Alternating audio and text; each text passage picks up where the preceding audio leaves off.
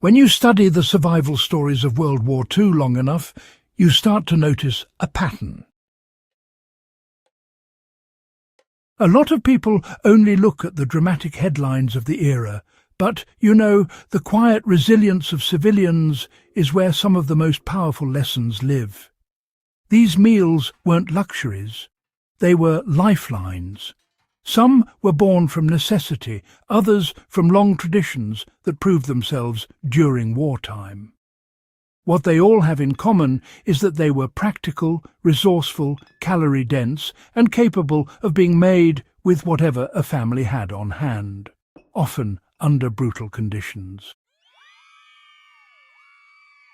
Today, we're breaking down 8 meals that helped families survive complete isolation and, more importantly, how the same principles can be applied in modern survival planning.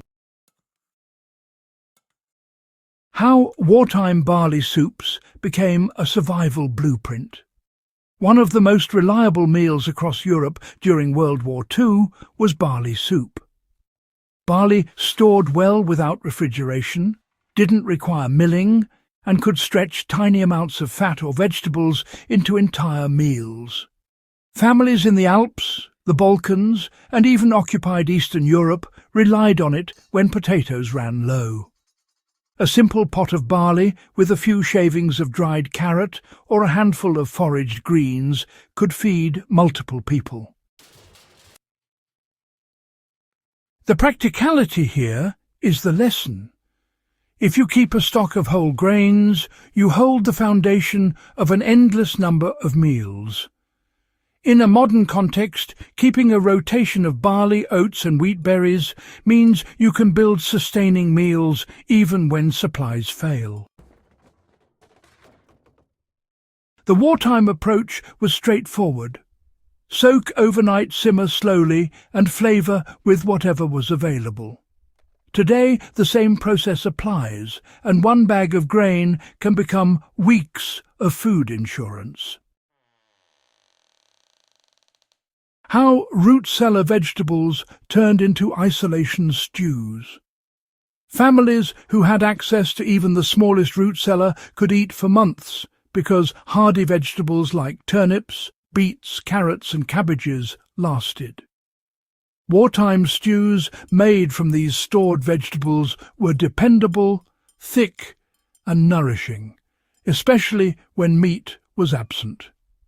These meals were often cooked once every day or two, with ingredients added as they were available. Modern preppers can take direct inspiration from this. Storing winter vegetables the traditional way, in sand, cool soil or ventilated crates, extends their lifespan far longer than most people expect. The key technique from the 1940s was maintaining moisture without rot and keeping vegetables whole until cooking. Families often simmered everything in one pot, concentrating nutrients rather than losing them. It's a simple method you can replicate today with nothing more than a cool, shaded space and, well, just a bit of planning. How wartime ration breads provided calories when nothing else did. Isolation forced families to make bread from whatever they had. Rye, cornmeal, barley flour, even ground acorns or chestnuts. These weren't soft bakery loaves. They were dense survival breads designed for endurance. The principle is what matters. Blend available starches, minimize waste, and create a calorie-heavy staple. Even acorn bread, which was actually pretty common in both Italy and parts of Eastern Europe during some of those really isolated stretches, became a lifesaver once folks figured out that proper leaching could remove the bitterness. Today, the lesson is really all about diversifying your stored flours and, understanding your alternatives. If wheat fails, you should still know how to turn cornmeal oat flour or even mashed roots into a workable dough. Wartime families, well, they survived because they always had something that could be dried, ground, baked and stored. Dried bean porridges, kept hunger at bay for days on end. Beans were really a universal survival food, and wartime bean porridge, basically just mashed beans simmered until they're nice and thick, was a staple from Greece all the way to Poland. This wasn't just about getting protein, it was energy that actually lasted. Families would soak beans overnight, cook them slowly over the smallest amount of heat, and then season them with salt if they were lucky, or wild herbs if they weren't. What really matters for survivalists today is how little fuel this actually requires. A small clay pot buried in embers, or even a modern thermal cooker, can manage the same long simmer with almost no resources at all. If you store dried beans and know how to prepare them this way, well, you already possess one of the most dependable wartime survival meals out there. So, here's how potato cakes replace scarce grains. In areas where grain was confiscated or just completely unavailable, potatoes sort of became the base of entire meals. Families, well, they relied on these because potatoes could grow in hidden patches under trees or behind barns, even during occupation. For a modern application, the principle is actually quite simple. Rely on crops or stored foods that multiply in value. One sack of seed potatoes, becomes a whole season of meals. Potato cakes are also easy to dry and reheat, something wartime families understood well. How fermented cabbage dishes sustained families without refrigeration. Sauerkraut and similar fermented cabbage dishes weren't just cultural foods. They were survival necessities. A jar could last months and feed multiple people in small servings.